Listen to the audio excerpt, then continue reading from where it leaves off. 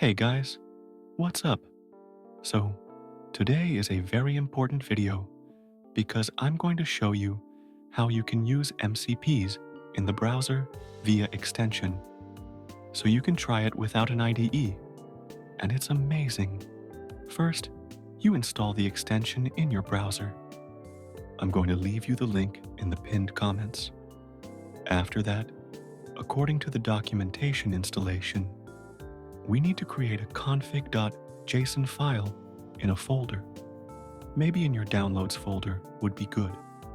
I'm also going to leave the MCP template, so you can go to mcp.so and choose the MCPs that you need.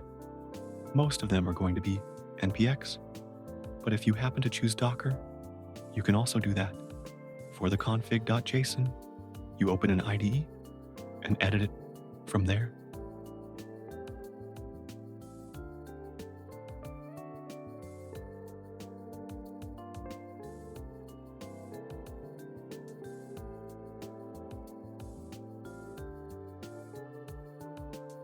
Save it, and in the same folder, you open cmd and run this exact command.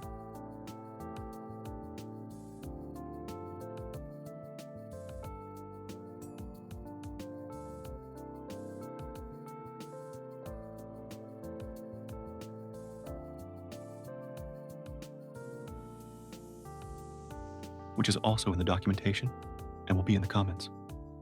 After that, what's going to happen if you configured your MCP properly without any errors is your server is going to be ready. So now you head over to Google AI Studio, for example, and the first thing you have to do is configure the extension and activate all the options there. After you activate all the options, inside there are instructions which you can click Insert and send to the AI. The instruction text is going to tell the AI what it has to do and how it has to use it. As you can see on your right side, you have a panel which tells you if the server is on, the tools that the MCPs have, and to try it.